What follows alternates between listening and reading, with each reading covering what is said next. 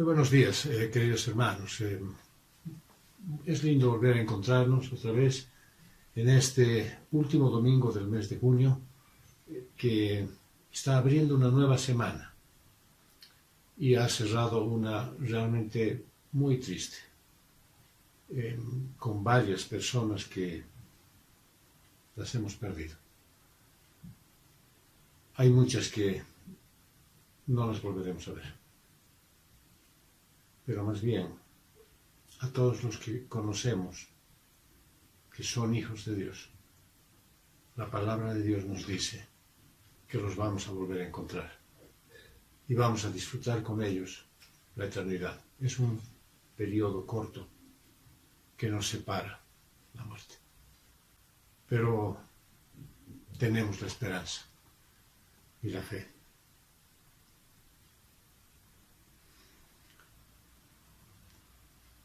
Hay muchas circunstancias difíciles que uno no puede superarlas tan pronto y se hacen un cúmulo de ideas y algunas de ellas chocan. Es que es la vida en este mundo. Y hay una vida que se está viviendo y es la vida de la Iglesia.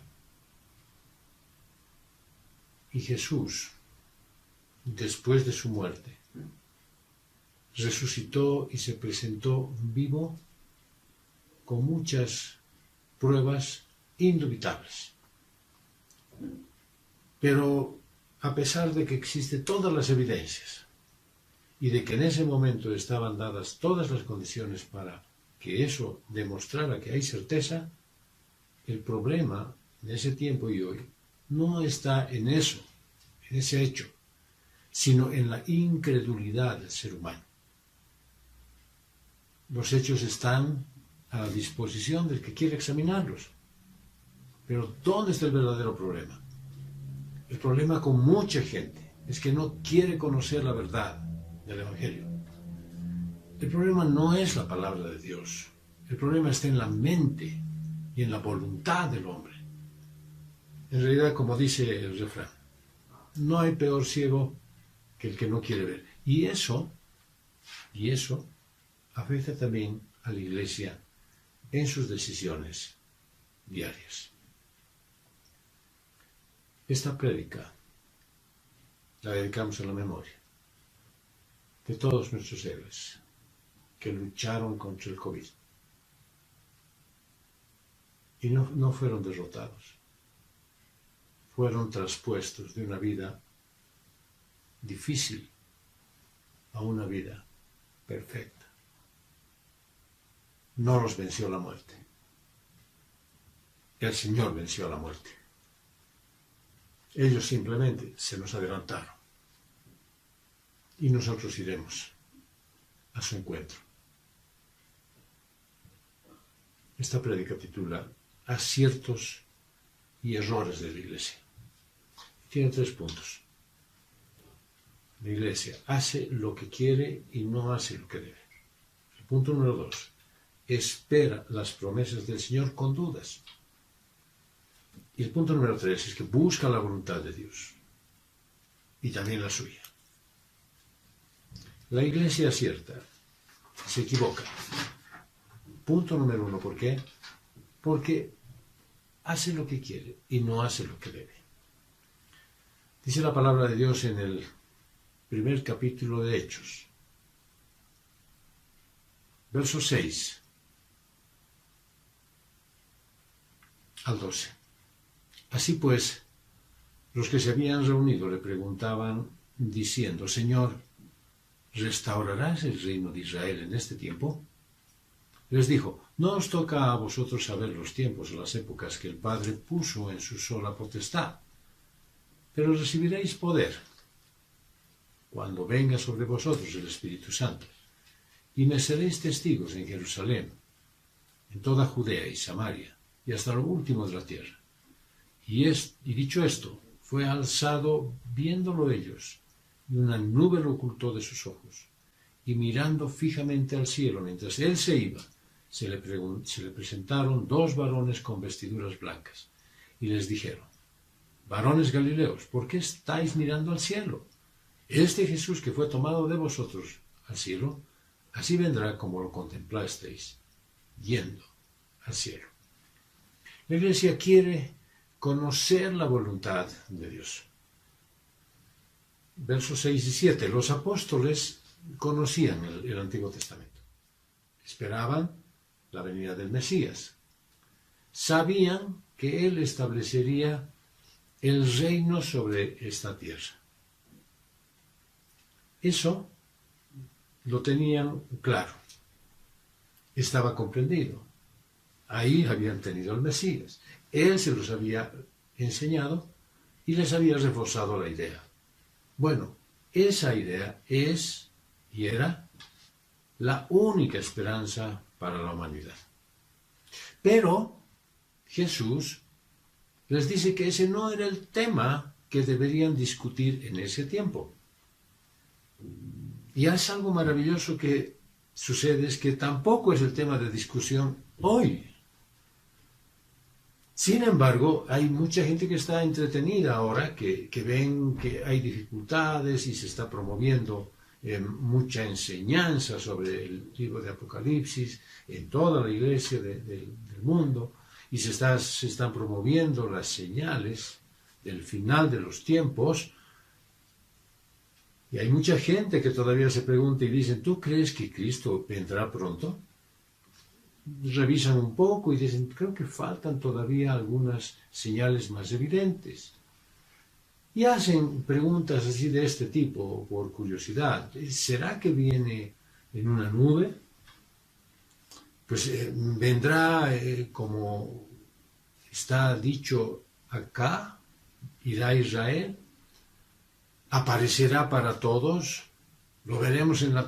Preguntas ya que son propias de la curiosidad ajena. Y muchos piden señales reales. Miren una muestra, están pidiendo una muestra de la voluntad de Dios.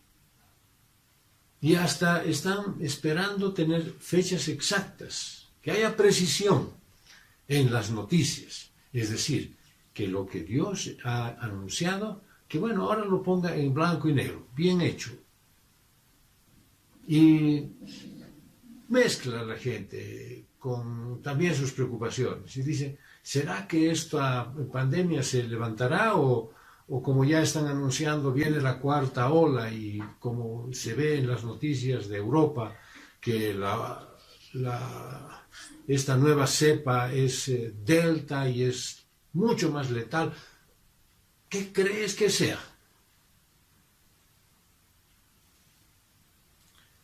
El libro de Deuteronomio, en el capítulo 29, el verso 29 dice, las cosas secretas pertenecen a Jehová nuestro Dios, pero las reveladas son para nosotros y para nuestros hijos para siempre, para que cumplamos todas las palabras de esta ley. Hermanos, en la actualidad creo, personalmente, se le está dando demasiada importancia y demasiado énfasis en realidad a la profecía. Que debemos estudiarla, por supuesto, es parte de la Biblia y es una parte muy importante. Que debemos conocerla absolutamente porque se aplica a nuestra vida. Que si no conocemos todo el contenido de la Biblia, nosotros estaríamos simplemente viendo sesgadamente y podríamos evitar muchos otros libros más. Pero, como siempre sucede, el orden de las prioridades está de repente un poco mal ubicado. Se le está dando demasiado énfasis a aprender algo que es innecesario, pero se está dejando de lado la verdadera misión de la Iglesia. Y la verdadera misión de la Iglesia es que debes evangelizar. Tienes que dar tu testimonio. La Iglesia sabe que su misión es dar ese testimonio dice el verso 8. Dios quiere que la humanidad se salve. Pero esa es la misión, el propagar el Evangelio con el poder del Espíritu Santo, y este va a obrar a través de una persona, a través de una iglesia, o hasta inclusive a través de un programa de radio. El Señor no tiene límites para hacerlo. Lo único que Él ha encomendado a la iglesia es que llevemos la palabra de Dios. Y lo dice bien claro. No es necesario que ustedes sepan hoy lo que va a acontecer. No tienen por qué estar preocupados de cuándo Dios va a hacer esto, cuándo Dios hará lo otro, para cuándo estaremos preparados. No es su misión de ustedes eso. La preocupación principal de la iglesia, y lo dice Jesucristo, es que tú lleves la palabra de Dios, dice, a Jerusalén, a Judea, a Samaria y al resto del mundo. Bien, ¿tendremos ahora que ir hasta Jerusalén? No. Iglesia, Él ha puesto bien claro que son lugares geográficos que estaban vinculados a ellos, pero que ahora tienen una referencia para nosotros, y es que Jerusalén es tu familia. Tú, Jerusalén, el lugar donde estás, con los que habitas, con los que te ves frecuentemente, ellos deberían escuchar de ti la palabra de Dios y el mensaje de la cruz constantemente. Judea es tu vecindad, es el lugar donde trabajas, es el grupo de amigos, es ese equipo de fútbol, el lugar donde tú accedes con, digamos, relativa frecuencia. Ellos también deben escuchar de ti. No solamente es que tú te niegues a tomar un trago, a bailar en la fiesta o no asistir a la parrillada porque dices que no, después hacen cosas groseras. Ellos no solamente tienen que verte evitando hacer cosas que no son apropiadas, sino que tienen que verte obrando y hablándoles a ellos del mensaje de la cruz. Y Samaria, pues Samaria es ese lugar con los quienes no te relacionas, pero que están de alguna manera cerca tuyo. Es esos con los que no tienes tú una relación frecuente. Recuerdo que había un pastor muy amado por mí, que dice, yo ardo de deseos cada vez que entro a un trufi y le tengo que hablar al que se sienta a mi lado y le tengo que mencionar de Cristo. Qué un fervor que ese pastor tiene. Nunca más lo verá ese hombre del trufi.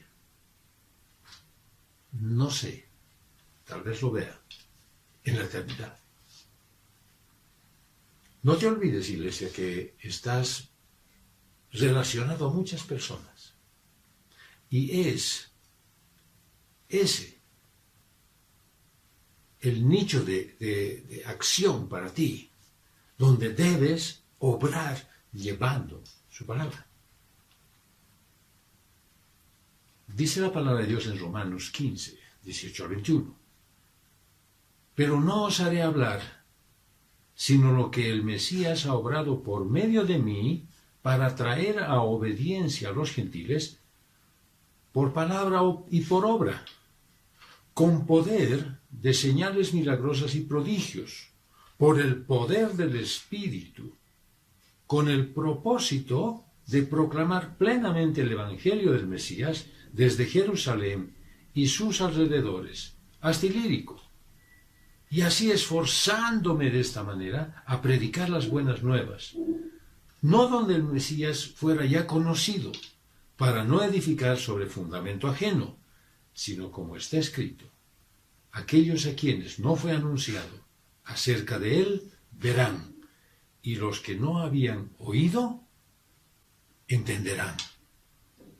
Todos tienen que escuchar el Evangelio de tu parte, pero a nosotros, iglesia, Nos gusta juntarnos con cristianos, porque hablamos de las cosas que ya conocemos. Pero claramente el apóstol Pablo nos dice, en esta porción de Romanos, dice, yo voy a ir a hablar a gente que nunca ha escuchado para no edificar donde ya alguien ha sembrado. Para no poner sobre un fundamento ajeno.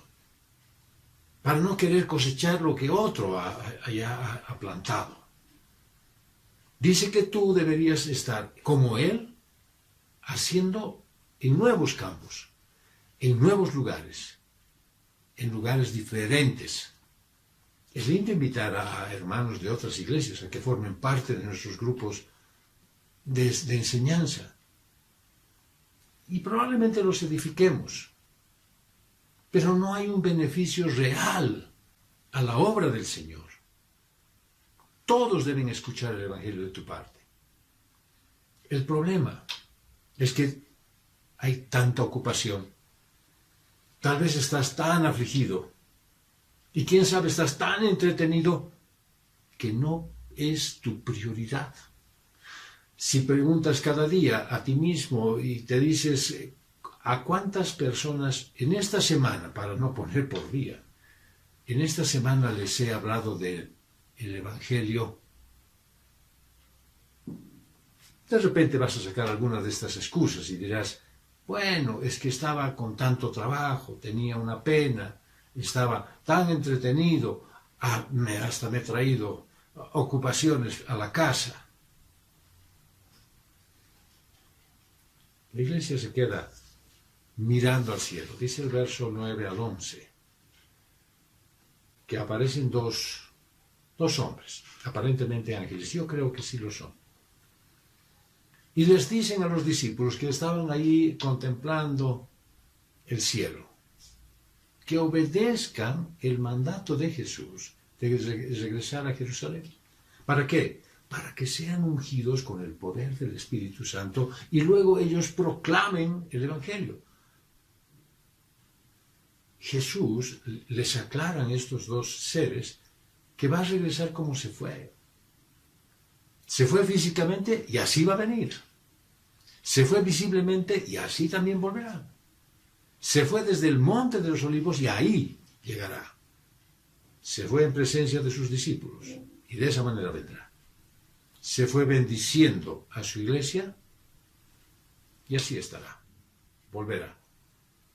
Así es que, iglesia, igual que estos galileos que estaban ahí, deja de preguntarte dónde se fue, dónde está, cómo se ha ido, no sé, parece que era una nube o eran seres extraterrestres, ideas que empiezan a surgir. Él dice, hay un mandato para ti, que fueras hasta lo último de la tierra. Y sin embargo te detienes a mirar el cielo. Pues no te entretengas en banalidades. La palabra de Dios es bien clara y dice en Apocalipsis 1:7, he aquí viene con las nubes y todo ojo lo verá, y también aquellos que lo traspasaron, y harán lamentación por él todas las tribus de la tierra. Sí, amén. Iglesia, Él va a volver. Pero quiero advertirte que su retorno es para llevar a su iglesia, para llevar a la iglesia verdadera. Y muchos se van a quedar. Muchos que están asistiendo a los cultos, están asistiendo a las reuniones semanales de todas las iglesias. Muchos que están haciendo grandes obras y dicen para llevar adelante la obra de Dios, se van a quedar, porque el Señor va a venir por su verdadera iglesia. Así que no te distraigas mirando al cielo. Mira más bien a todos estos hombres y mujeres que van a morir sin Dios. Iglesia, el castigo eterno es real, es real. Por eso llama a todos al arrepentimiento. No es que simplemente, sí, no creo que Dios es bueno, no, Él cómo va a hacer un castigo eterno. No, ¿cómo va a crear un lugar para que no los veamos nunca más? Llama al arrepentimiento y a que reconozcan el señorío de Cristo en su vida. ¿Es eso lo que necesitan? ¿Es eso lo único que les hace bien? Ojalá que muchos no confundan el mensaje de la palabra de Dios con simplemente querer hacerles sentir bien. Ven a la iglesia para que seas mimado y no te enfermes y seas cuidado y prosperes. No, ven arrepintiéndote de tus pecados, reconociendo que el sacrificio de Cristo en la cruz fue suficiente y que Él es el único que te puede dar vida eterna. La iglesia acierta y se equivoca porque espera las promesas del Señor con dudas. Punto número 2. Hechos 1, del 12 al 20, dice: entonces regresaron a Jerusalén del monte llamado del Olivar, el cual está cerca de Jerusalén, camino de un sábado. Y tan pronto entraron, subieron al aposento alto, donde estaban alojados Pedro y Juan, Jacobo y Andrés, Felipe y Tomás, Bartolomé y Mateo, Jacobo y Alfeo, Simón el celote y Judas, el hermano de Jacobo. Todos estos estaban unánimes, dedicados constantemente a la oración con las mujeres, María y la madre de Jesús, y sus hermanos. En aquellos días, levantándose Pedro en medio de sus hermanos, dijo, y el grupo de personas reunidas era alrededor de 120. Varones hermanos, era necesario que se cumpliera la escritura que predijo el Espíritu Santo por boca de David, acerca de Judas, quien fue guía de los que prendieron a Jesús, porque era uno de nosotros y había tomado parte en este ministerio, pero, como está escrito en el libro de los Salmos, sea hecha desierta su morada, y no haya quien habite en ella, y tome otro su cargo. La iglesia cree en la oración, pero no en las vigilias. Versos 12 al 14. Estaban ahí todos ellos, reunidos, dice, cerca, y hasta se los identifica por nombre. Pero eso precisamente nos hace notar una cosa muy interesante, que ahí estaban los hermanos de Jesús, esos que no lo apoyaban al principio, esos que no creían en Él, esos que estaban en contra. Si ustedes leen Juan 7 y Marcos 3:21, Juan 7:5 y Marcos 3:21, se van a dar cuenta que habían ese grupo de familiares cercanos a Jesús que se oponían a Él, pero después cambiaron para ser verdaderos seguidores de Cristo. Los discípulos estaban ahí también, la lista de ellos aparece en este listado. Y parecía que los discípulos siempre andaban peleándose y discutiendo y poniéndose conflictos y hasta enojándose unos con otros. Pero ahora el relato dice que están unánimes, unidos en oración. ¿Qué ha cambiado? ¿Qué ha cambiado? Pues Jesús quitó sus diferencias. El cumplimiento del sacrificio y la muerte y resurrección de Jesús cambió. Por eso todos pueden ser transformados por el poder del Evangelio. No hay nadie que pueda resistirse. No hay nadie que tú puedas decir, este hombre no va a cambiar. Esta mujer es imposible que me entienda y que quieras que el Señor tome control de su vida. Vos predícale el mensaje de la cruz y Dios obrará en su vida. Tú no te preocupes en querer hacer la obra de Dios. Mira lo que dice Pablo en la carta a los Efesios: orad siempre en el Espíritu mediante toda oración y súplica, velando también para ello con toda perseverancia y súplica por todos los santos y por mí, para que me sea dada palabra al abrir mi boca, a fin de dar a conocer abiertamente el ministerio del Evangelio, por el cual soy embajador en cadenas, para que osadamente hable acerca de él como debo hablar. Es así como Pablo lo pedía y lo debes pedir tú. y yo debemos evangelizar osadamente, que podamos hablar, que el Señor ponga palabras en nuestra boca. En lugar de estar orando y diciendo, Señor, haz que mi hijo se convierta, haz que mi esposo se convierta, haz que mi esposa llegue a conocerte, Señor, pídele, pon palabras en mi boca, que sea yo el que lleve el mensaje de salvación, no que seré yo el que los salve, sino que yo sea el mensajero tuyo, Señor, para llevar tu palabra. Vive tu fe cumpliendo esos 3 pasos importantes para vivir el poder del Evangelio. Obedecer, convivir y estar en oración constante. La Iglesia conoce las Escrituras, pero sigue fallando, dice el verso 15. Todos estaban reunidos en un gran número, 120, y no dejaban de hacerlo, porque querían cumplir la gran comisión. Bien, habían decidido obedecer a Jesucristo. Estaban convencidos de que, estando allí, unidos, unánimes, en un mismo propósito, pues estarían haciendo lo que Dios estaba pidiendo en ellos. Y Pedro toma un rol muy natural de liderazgo entre los discípulos. Bueno, no es raro ver a Pedro como líder de ese grupo de los apóstoles, porque muchas veces fue el portavoz de los discípulos. Y él inicia lo que va a ser una especie de discurso. Pero ¿qué acontecía en ese lugar? ¿Qué estaba pasando con esa gente? ¿Qué pasó con todos esos que estaban atentos a lo que Pedro iba a decir? El Salmo 118 refleja algo de eso. Versos 14 a 17. Dios me da fuerzas, Dios inspira mi canto, Dios es mi Salvador. Los justos en sus casas repiten este grito de alegría. Dios con su poder ha alcanzado la victoria. Alabemos su poder. Aún no quiero morir. Quiero vivir y seguir hablando de lo que Dios ha hecho. Ese era el sentir de toda esa gente.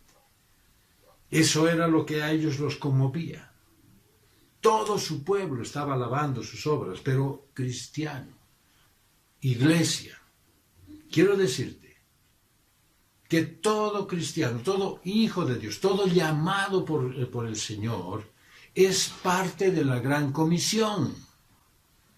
No solo es ir a la congregación, no solo es estar en los estudios bíblicos, que es parte importantísima porque sin eso también no sabrías qué hablar.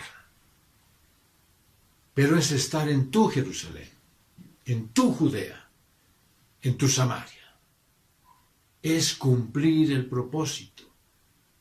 Si no estás haciendo eso, iglesia, si no estás haciéndolo, hermano, hermana, pídele a Dios. Pídele a Dios que Él te dé la capacidad, palabras y oportunidades para llevar su palabra. No digas en la oficina no me van a escuchar, en el barrio no me van a creer, en mi familia ya me conocen lo que soy. Hermano, el tiempo está muy cerca. Y tú no puedes dejar de hacer. Si alguien que se cree cristiano y que asiste a todas las cosas de las iglesias, pero no está haciendo esta tarea, este llamado, es muy probable que tiene que revisar su conversión. La iglesia olvida que el Señor está al control. Dice el verso 16 al 20. En el discurso que Pedro magnifica y relata todo el asunto y el evento que aconteció con Judas, desde el momento en que él decidió traicionar hasta el momento en que muere, llevado, obviamente, por su decisión de suicidarse. Pero hay una cosa muy importante que la hace notar Pedro, que Judas no arruinó el plan de Dios, sino que lo cumplió, porque dice precisamente la palabra de Dios que era necesario que se cumpliese la Escritura. Así es que ese hombre estaba ahí porque debía cumplirse lo que Dios había propuesto para la humanidad. Pero recuerda, en la palabra de Dios a través de los Salmos, que el Señor, Él mismo, escogió a otro discípulo para reemplazar, a Judas. Él lo recuerda. Yo estoy convencido, hermano, que antes de hacer tú algo, recuerdas lo que la palabra de Dios te dice. A mí me pasa. Pero entro en mi razonamiento lógico y digo, ¿será? ¿Estaré entendiendo bien? ¿No será que es otra cosa distinta? Pedro aquí estaba mostrando una notable dependencia a la palabra de Dios. Eso no es sabiduría humana, es un principio revelado en la Escritura. ¿Era la voluntad de Dios? Sí. ¿Era necesario que se cambie a Judas? Sí, porque obviamente ya no estaba él. Y según el mensaje divino decidieron reemplazar a Judas, porque ellos creían que era lo que Jesús quería y además era la manera como lo quería. Amado hermano, amada hermana, ¿puedes tú querer hacer la voluntad de Dios? ¿Puedes realmente tú anhelar hacer lo que Dios manda? Pero en el fondo de tu corazón estás insistiendo en hacerlo a tu manera. La iglesia acierta y se equivoca, porque, punto número 3, busca la voluntad de Dios y la suya. Hechos 1, versos del 21 al 26.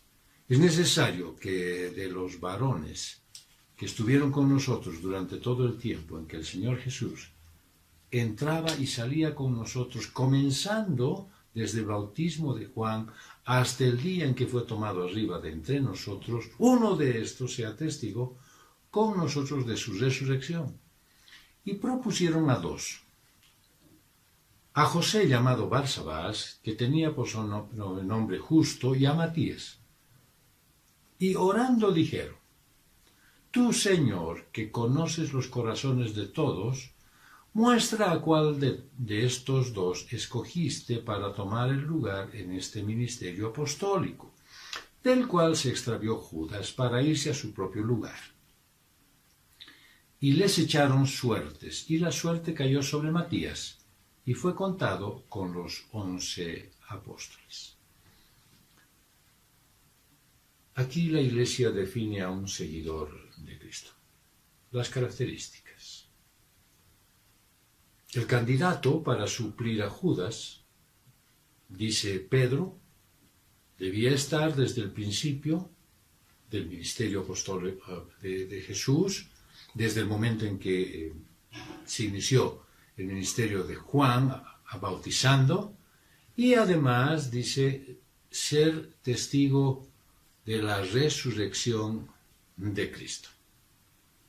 Bien, era una muy buena manera de separar a un montón, habían 120 personas allí, era una muy buena manera de separar a algunos que podrían no estar dando la talla, podrían no ser apropiados para este precioso ministerio. Eligen 2 nombres que cumplían con las expectativas que habían propuesto. Querían hacer la voluntad de Dios.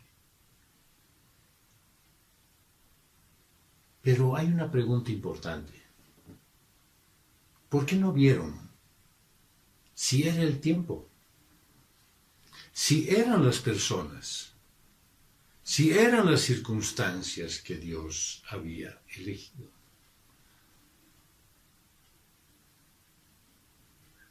Dice Pablo en la carta a los Romanos, en el capítulo 8, 26 al 27. Asimismo también el Espíritu ayuda a nuestra debilidad, pues no sabemos qué orar como conviene. Pero el mismo Espíritu intercede con gemidos indecibles, y el que escudriña los corazones sabe cuál es la intención del Espíritu, porque intercede por los santos conforme a Dios.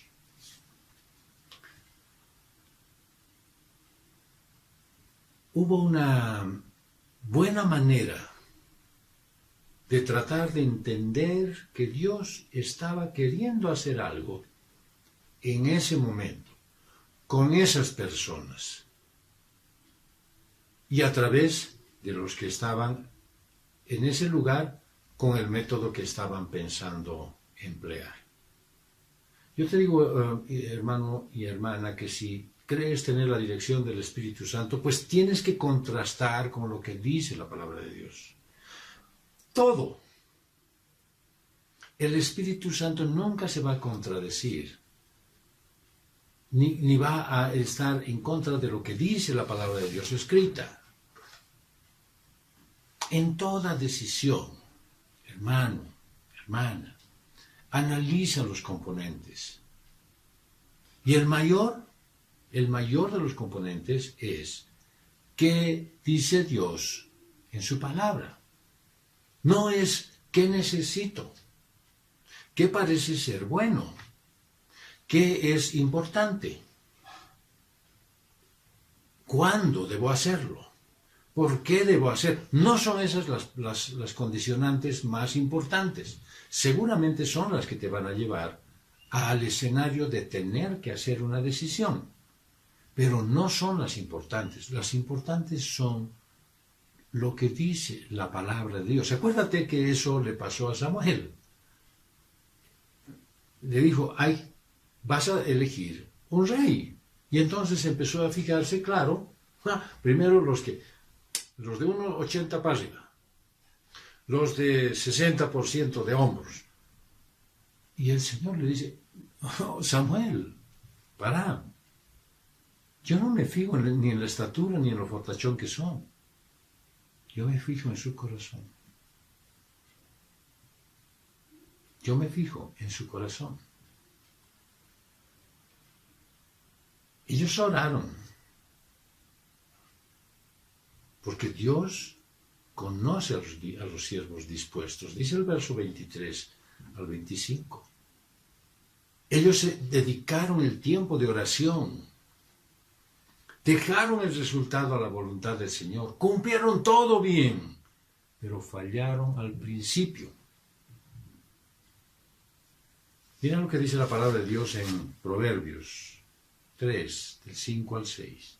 Confía en el Señor de todo corazón y no te apoyes en tu propia prudencia. Reconócelo en todos tus caminos y Él enderezará tus sendas. Debes esperar, amado hermano y hermana, que Dios quiera cambiar tu rumbo. Debes estar dispuesto a que Él te cambie los planes. No se puede decir que antes de echar las suertes lo hicieron mal todo. No. Todo más bien pusieron y ordenaron para que Dios guiara esa decisión. Hasta el tipo de oración es dependiente a la voluntad de Dios. Porque ellos, lógicamente, se pudieron haber equivocado en la apariencia de esos dos candidatos que eligieron. Y para que entre los dos elija, pues, dijeron ellos, tú conoces el corazón, no nosotros, por lo tanto, el único capacitado para elegir al verdadero seguidor de Cristo, al apóstol que iba a ser el reemplazante de Judas, era el Señor. En eso estaban conscientes y estaban perfectos. Pero la elección final solo es del Señor. Vamos a ver que utilizaron un método muy interesante, echaron la suerte, dicen. Y echar suerte, pues era una manera muy común de hacer las cosas en ese tiempo. Y muchos historiadores, inclusive algunos comentaristas, apoyan la idea de que, bueno, estaba bien que se haga de esa manera porque el Espíritu Santo no había llegado todavía. Y de acuerdo. Era una manera común, pero era imperfecta. No era exacta para discernir la voluntad de Dios, mucho menos en este asunto.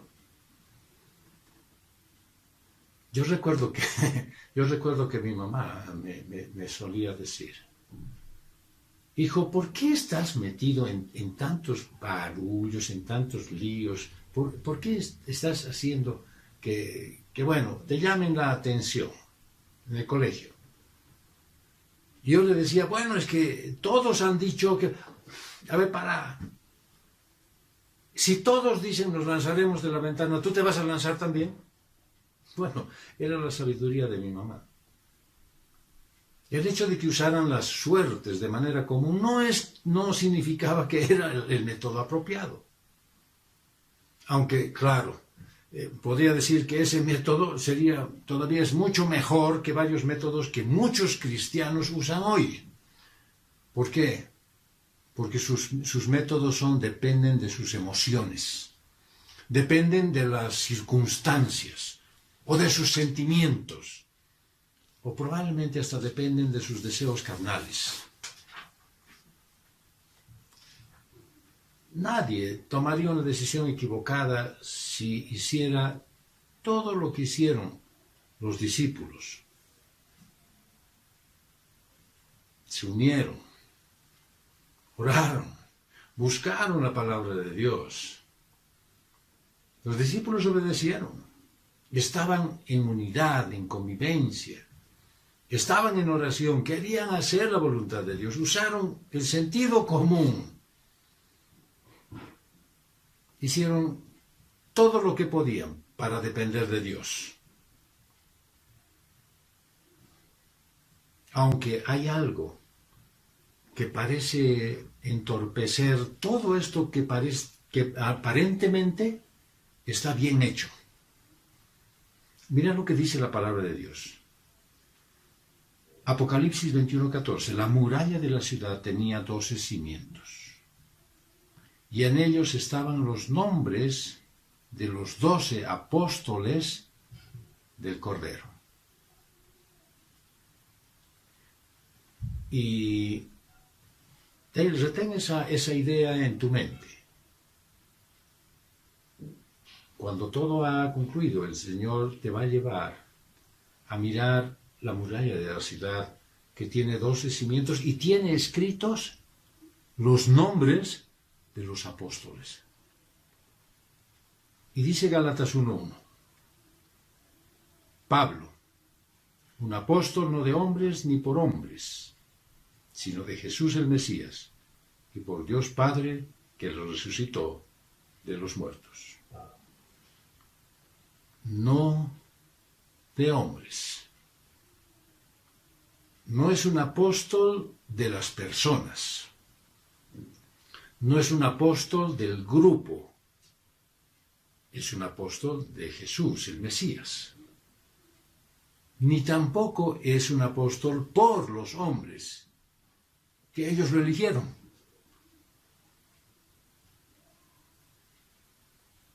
Así es que, con la segunda idea, de que Pablo dice: yo soy un apóstol, pero no elegido con suertes.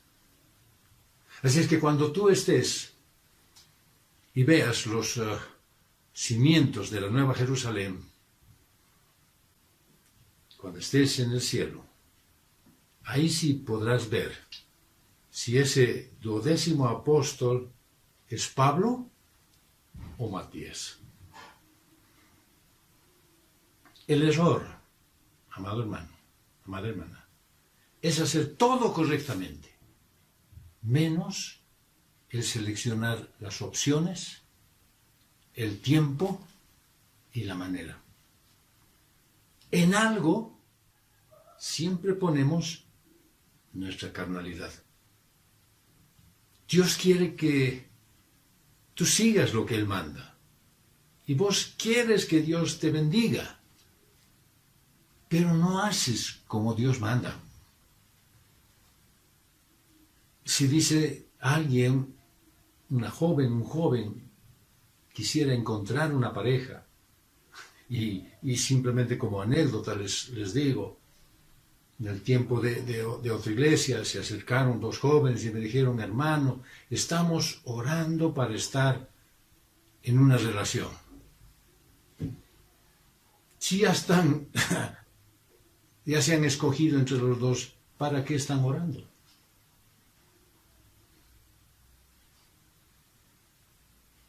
De repente tus planes futuros. Dices, no quiero estar aquí o quiero estar acá. No puedes tú poner, Señor, tú decides si es aquí o acá. De repente Dios te dice allá. Y no vas a esperar que sea aquí o acá. Tus decisiones importantes las pones según tus parámetros, según tus tiempos, a tu manera. Y le dices a Dios, ahora sí, tú elegí entre lo que yo ya he seleccionado. Pues no hay más grave error que querer esperar que Dios haga, y lo haga de la manera perfecta, lo que tú has elegido. La palabra de Dios dice claramente, deleítate en el Señor, y Él concederá los deseos de tu corazón. Espera en Él, ese es deleítate. Escoge lo que Él ha escogido para ti. Disfruta en lo que Él está haciendo contigo. Y entonces te va a conceder el deseo que tú estás esperando. Vamos a concluir. Lamentablemente muchos, iglesia, piensan que van a evangelizar cuando estén seguros realmente que el tiempo de la venida del Señor por su iglesia es cierto. Ya todas las señales están dadas, hasta en las noticias ha salido, entonces voy a evangelizar. Pues a ti, iglesia, dice el Señor Jesucristo, no te corresponde saber ni la fecha ni el momento. ¿Por qué? Porque te ha dado ya el poder de Dios en su Espíritu Santo para hacer la misión. A eso tienes que dedicarte. Dios dice que el que lo niegue va a sufrir una separación eterna de su Creador. Y eso es lo que tiene que conmover tu corazón, iglesia. Y eso es lo que tiene que moverte para no querer dejar a nadie atrás. El saber que el que está de repente a tu lado o está un poco más allá, si tú no le hablas del Evangelio, nunca es probable que la eternidad la pase sin Cristo. Muchos, pero muchos oran que sus familiares se conviertan, pero nunca les hablan del Evangelio. Y obviamente no les muestran una vida cristiana. Claramente la palabra de Dios nos muestra hoy que así como se fue Cristo, vendrá de nuevo. Así que no te quedes mirando el cielo, averiguando la fecha. Vive tu vida cristianamente. Enseña el mensaje de la cruz. Cristo vino por los pecadores. Murió y resucitó para vencer a la muerte eterna y librarte de tus pecados y vivir la eternidad contigo. No para que seas feliz en esta tierra, no para que nunca te enfermes, no para que te vaya bien en tus negocios. Él vino para liberarte del pecado y llevarte a su reino eterno. Y de complemento quiero recordarte que cuando vayas a hacer tus decisiones, fija bien los elementos desde el principio, para que no sufras en hacer lo correcto, pero que no recibas la respuesta que tanto anhelas. Que Dios nos dé gracia y misericordia, para que su palabra permee en nuestro corazón, y para que este mensaje final, pues lo podamos compartir con todos, especialmente con aquellos que no conocen al Señor. Vamos a orar. Señor Dios, Padre nuestro, qué difícil es adorarte en medio de las aflicciones y las penas. Pero qué hermoso y maravilloso, Señor, es que tú nos das la fortaleza para hacerlo. Nuestro corazón está realmente muy compungido, sufrido. Pero tú nos estás llevando de la mano por este valle de sombra de muerte.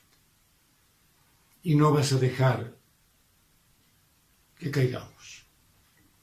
Señor, yo sé que tú nos vas a dar la posibilidad de esperar en ti.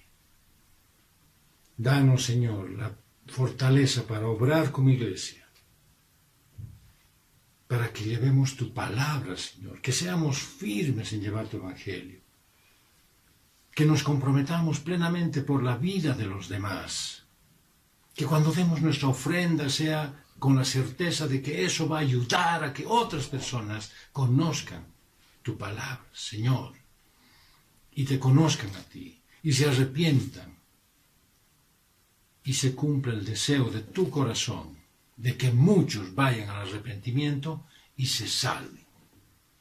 Señor, haz que nuestra iglesia sea el bastión más importante de tu evangelio. Permítenos, Señor, danos la gracia para que esta semana, al menos a una persona, cada uno de nosotros, le haya hablado de tu palabra, del sacrificio de Jesús y del beneficio de conocer el Evangelio.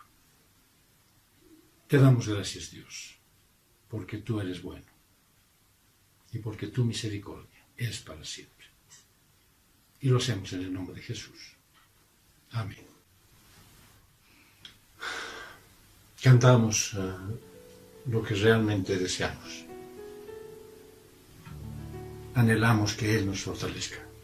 Nos acercamos a Él con las manos levantadas, pidiéndole fortaleza para superar estos momentos difíciles, para poder entender la voluntad de Dios. Pero también le pedimos que no nos distraiga nada y que llevemos su palabra fiel a todo el mundo, porque lo necesita. Iglesia, tenemos que cuidar nuestras vidas a través de fortalecer nuestro organismo. Debemos ayudar a todas las familias que están pasando por serias dificultades y muy especialmente a Daniel y sus hijos. ¿Por quién? ¿Por quién conocimos a Daniel? Pero no la conocimos en la iglesia. Yo tuve la oportunidad de conocerla mucho antes.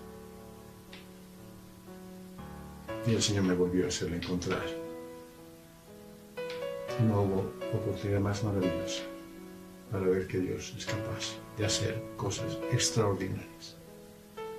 Podemos ser parte de la felicidad, de la tranquilidad, por lo menos de ellos. Pon tu parte. Que Dios te bendiga. Ya nos estamos viendo.